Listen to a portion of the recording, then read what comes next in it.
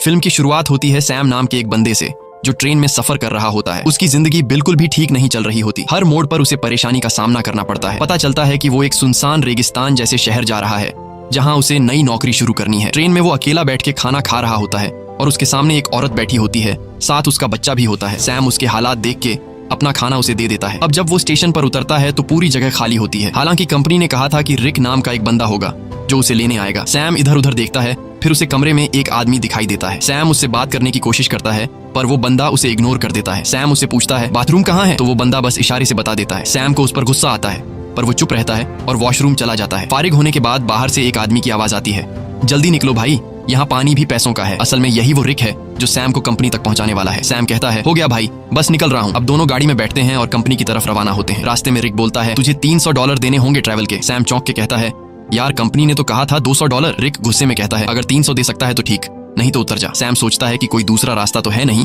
तो वो मान जाता है। थोड़ी देर बाद गर्मी बहुत ज्यादा हो जाती है। सैम एसी ऑन करने की कोशिश करता है। रिक तुरंत गुस्से में कहता है हाथ मत लगाना एसी को वरना इंजन बैठ जाएगा। अचानक गाड़ी का टायर पंक्चर हो जाता है। रिक खुद कुछ नहीं करता और सैम से कहता है चल टायर तू बदल। सैम मजबूरी में टायर बदलने लगता है। इसी दौरान वो देखता है कि एक कुत्ता दूसरे कुत्ते को मार रहा होता है। ये देखकर सैम बहुत ज्यादा डर जाता है। रिक आता है और कहता है ओ भाई कांप क्यों रहा है, ये होता रहता है। फिर वो जख्मी कुत्ते को खुद मार देता है ताकि उसे और तकलीफ ना हो। सैम बड़ी मुश्किल से टायर बदलता है, फिर दोनों वापस गाड़ी में बैठते हैं। रात को फ्यूल भरने के लिए गाड़ी रोकते हैं और वहीं रात गुजारने का प्लान बनाते हैं। दोनों लकड़ियां जमा करते हैं, आग जलाते हैं। रिक पूछता है तू इतनी दूर कंपनी क्यों जा रहा है। सैम कहता है यार जिंदगी बहुत मुश्किल चल रही है, मैं चाहता हूँ किसी का मोहताज न बनूं और मुझे यकीन है कि उस कंपनी में मुझे कोई अच्छी जॉब मिल जाएगी। रिक कहता है तू एक अच्छा इंसान है, लेकिन जिस जगह तू जा रहा है ना वहाँ सब खून चूस लेते हैं, सीधा बंदा वहाँ बचता नहीं। सैम कहता है चलो देखते हैं क्या होता है। अगले दिन फिर सफर शुरू होता है। अब सैम ड्राइव कर रहा होता है। रिक सो जाता है। गर्मी ज्यादा होने की वजह से सैम चुपके से एसी ऑन कर देता है। थोड़ी देर बाद इंजन बैठ जाता है। रिक जाग जाता है और सैम पर गुस्सा हो जाता है। ओ भाई मैंने तुझे कहा था ना एसी को मत छेड़। वो गुस्से से गाड़ी से बाहर निकल जाता है। सैम भी उतरता है और रिक से माफी मांगता है। रिक को और गुस्सा चढ़ जाता है, बोलता है चुप कर, तेरी आवाज ना सुनूं। इसके बाद सैम पेशाब करने जाता है। थोड़ा दूर जाकर वो एक चमकता हुआ पत्थर देखता है। करीब जाकर जब वो गौर से देखता है तो पता चलता है कि ये तो खालिस सोना है। वो फौरन रिक को बुलाता है, ओए इधर आ, चेक कर, कहीं मैं सपना तो नहीं देख रहा। रिक जैसे ही देखता है शॉक हो जाता है। वो लाइटर निकालता है, आग जलाकर चट्टान पर रखता है, बोलता है अगर काला हुआ तो नॉर्मल पत्थर वरना खालिस सोना। चट्टान जैसी की तैसी रहती है, मतलब सोना कंफर्म। अब दोनों सामान निकालते हैं, गड्ढा खोदने लगते हैं ताकि सोना निकाल सके। पूरी ताकत लगाते हैं लेकिन चट्टान हिलती भी नहीं। रिक रस्सी की मदद से सोने को गाड़ी से बांधने की कोशिश करता है ताकि खींच सके, लेकिन रस्सी टूट जाती है क्योंकि सोना भारी होता है। इसके बाद दोनों लगे रहते हैं, सारा दिन खुदाई करते हैं। अब सूरज डूबने लगता है। रिक कहता है जल्दी से लकड़ियां जमा कर क्योंकि जंगली कुत्ते आसपास घूम रहे हैं, रात को हमें काट लेंगे। अगर हम आग जला लें तो वो डर के भाग जाएंगे। दोनों लकड़ियां जमा करते हैं, आग जलाते हैं, खुशी में गाने बजाने और नाचने लगते हैं। रिक सैम को गले लगाकर कहता है तुझे मैं फुल एसी वाली कार दिलाऊंगा। रात को वो लोग बैठकर प्लान बनाते हैं। रिक कहता है ये सोने की चट्टान बहुत बड़ी है, अगर हम महीनों भी खुदाई करते रहें तब भी इसे नहीं निकाल पाएंगे, इसलिए अब एक आदमी यहाँ चट्टान के पास रहेगा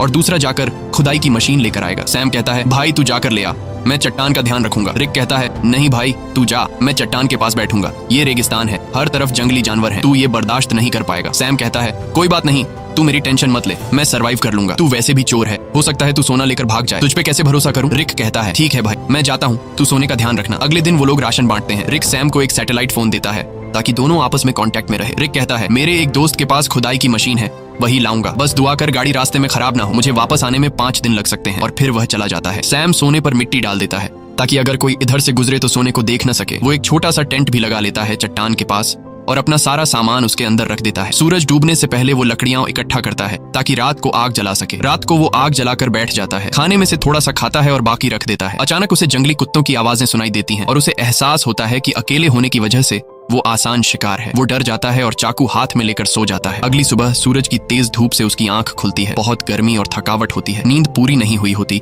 और सूरज की तपिश उसकी स्किन जला रही होती है। तभी सैटेलाइट फोन की बेल सुनाई देती है। सैम दौड़कर फोन तक जाता है लेकिन कॉल कट चुकी होती है। वो टेंट में बैठा सोने को देख रहा होता है और सोचता है कि सोना बेचकर सबसे पहले एक बड़ा घर खरीदूंगा। फिर सैम पास के इलाके में घूमता है। थोड़ी दूरी पर उसे एक क्रैश प्लेन दिखाई देता है। वो फौरन उस क्रैश प्लेन के पास जाता है और वहीं रहने का फैसला करता है, लेकिन वहां से सोने की चट्टान उसकी नजरों से दूर होती है, इसलिए वो प्लेन के कुछ टुकड़े उठाकर चट्टान के पास एक टेंट बना लेता है। सैम कुछ देर के लिए आराम करने लगता है ताकि पानी की बचत हो और थकान कम हो। अचानक बाहर से कुछ ऐसी आवाजें सुनाई देती हैं जैसे कोई सोने की चट्टान चोरी कर रहा हो। वो बाहर निकलता है लेकिन कुछ नहीं होता, चट्टान वैसे की वैसे होती है। वो चट्टान के पास बैठ जाता है। तभी उसे एक आइडिया आता है कि क्यों न चट्टान से एक सोने का टुकड़ा काट लिया जाए। सैम पत्थर उठाकर सोने को तोड़ने लगता है और वो सोने का एक बड़ा सा टुकड़ा तोड़ने में कामयाब हो जाता है और उस पर से मिट्टी साफ कर अपने पास रख लेता है। इसी दौरान रिक की कॉल आती है। सैम बोलता है, ओ भाई तू है कहाँ? सूरज ने मेरा हाल बुरा कर दिया है। रिक कहता है, यार इंजन खराब हो गया है, थोड़ा लेट हो जाऊंगा। सैम कहता है, जल्दी कर, प्यास से मर जाऊंगा। रिक कहता है, मुझे आने में थोड़े दिन और लगेंगे, और फोन काट देता है। रात को सैम आग के सामने बैठा होता है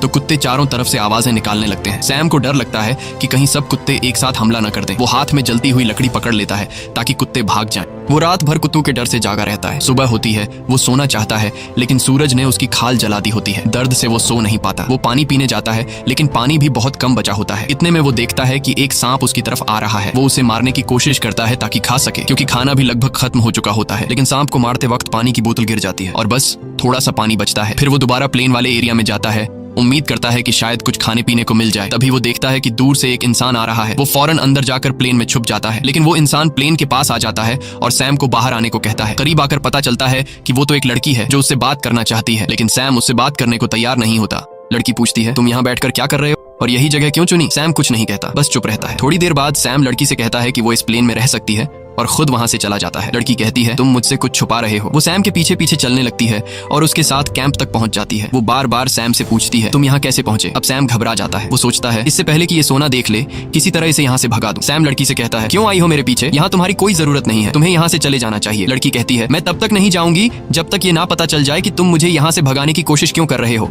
जरूर तुम मुझसे कोई राज छुपा रहे हो। उसी वक्त उसकी नजर सोने पर पड़ती है। वो कहती है, अच्छा तो ये बात है, पूरे सोने के मालिक बन बैठे हो, ये सारा खजाना अकेले ले जाओगे? अब मेरी बात सुन, मैं तब तक यहाँ से नहीं जाऊंगी जब तक इसमें से मुझे आधा हिस्सा नहीं मिलेगा। सैम को गुस्सा आ जाता है। वो डंडा उठाता है और सीधे उसके सिर पर मारता है। लड़की वहीं मर जाती है। सैम सदमे में आ जाता है। उसे यकीन नहीं होता कि उसने लालच में आकर किसी को मार डाला।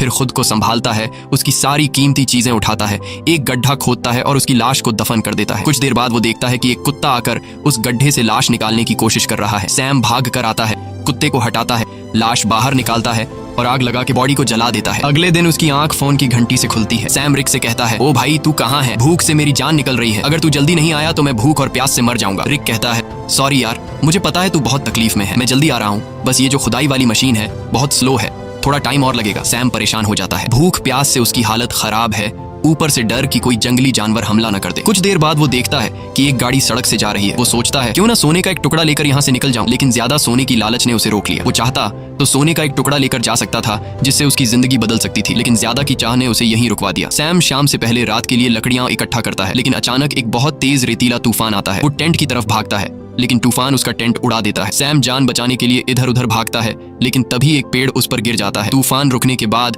सैम खुद को मिट्टी में दबा हुआ पाता है और एक लकड़ी का टुकड़ा उसके पेट के आर पार निकला होता है। पर सैम के मन में सोने की लालच इतनी भर चुकी थी कि वो पेट से लकड़ी निकालने के बजाय सीधे सोने की जगह की ओर जाता है। वो चारों तरफ सोने को ढूंढता है और आखिरकार एक टुकड़ा मिल ही जाता है। सैम खुशी से झूम उठता है। फिर वो अपने पेट से लकड़ी निकालता है और जख्म से बहुत खून निकलने लगता है। वो कपड़े का टुकड़ा लेकर जख्म बांधता है, लेकिन खून रुकता नहीं। मजबूरी में वो आग जलाकर एक डिब्बे का टुकड़ा गर्म करता है और जख्म पर लगाता है। इससे सैम को इतनी तकलीफ होती है कि वो बेहोश हो जाता है। थोड़ी देर बाद होश आता है। उसे हर तरफ वही लड़की दिखती है जिसे उसने मारा था। अब उसका दिमाग घूमने लगता है। उसे समझ नहीं आता कि ये सच है या फिर वहम। तभी फोन बजता है। रिक कॉल करता है। सैम चिल्लाता है, यार वो लड़की हर तरफ दिख रही है। रिक बोलता है, कौन सी लड़की? देख किसी को सोने के बारे में पता न चले, अगर किसी को पता चल भी गया हो तो उसे मार डाल। लेकिन सैम की हालत इतनी खराब होती है कि वो किसी को मार तो क्या, अपने पैरों पर खड़ा भी नहीं हो सकता। वो जमीन पर रेंग रहा होता है, जवाब देने की भी हिम्मत नहीं होती। अचानक वही लड़की सामने खड़ी नजर आती है, लेकिन इस बार उसके चेहरे पर कोई जख्म नहीं होते। वो सैम को पानी पिलाती है और मदद करने को कहती है, लेकिन सैम सोने की लालच में इतना अंधा हो गया था कि वो मदद लेने से भी इनकार कर देता है। सैम डरते हुए कहता है, मैंने तुम्हें मार डाला था, दूर रहो। वो बोलती है, बस इतना बता दो, क्या मेरी जुड़वा बहन यहाँ से गुजरी है? तब सैम को यकीन हो जाता है कि ये वहम नहीं है, बल्कि ये उसी लड़की की बहन है जिसे उसने मारा था। सैम कहता है, नहीं मैंने कुछ नहीं देखा, बस तुम यहाँ से चली जाओ। जिसके बाद वो लड़की वहाँ से चली जाती है। कुछ देर बाद जंगली कुत्ते उसके पास आने लगते हैं और उसे चारों तरफ से घेर लेते हैं। वो तुरंत रिक को फोन करता है। वो रिक से पूछता है कि तुम कहाँ हो, जल्दी आओ नहीं तो ये कुत्ते मुझे मार डालेंगे। वो रोने लगता है। रिक से रिक्वेस्ट करता है कि प्लीज जल्दी आ जाओ, मैं मरने वाला हूँ। रिक कहता है, रुक जा, मैं बस पहुंचने वाला हूं। तभी अचानक कुत्ते हमला कर देते हैं। एक एक करके सब उसे नोचने लगते हैं। यहाँ हम देखते हैं कि रिक सैम से दूर बैठकर दूरबीन से सब कुछ देख रहा होता है। असल में वो कई दिन पहले मशीन लेकर वहां पहुंच गया था और बस वो सैम के मरने का इंतजार कर रहा था। ताकि वो अकेले सारा का सारा सोना ले जा सके। जिसके बाद रिक छिपकर खड़ा होता है। वो देखता है कि सैम को जंगली कुत्ते घसीट कर ले जा रहे हैं। तब भी सैम सोने की तरफ देख रहा होता है। जिसके बाद जंगली कुत्ते सैम को नोच नोच कर खा जाते हैं। रिक को जब पक्का यकीन हो जाता है कि सैम मर गया है, वो गाड़ी लेकर सोना उठाने आता है, लेकिन अचानक एक तीर आकर सीधे उसके सीने में लगता है और वो भी मर जाता है। ये तीर चलाने वाली कोई और नहीं बल्कि वही लड़की की जुड़वां बहन होती है।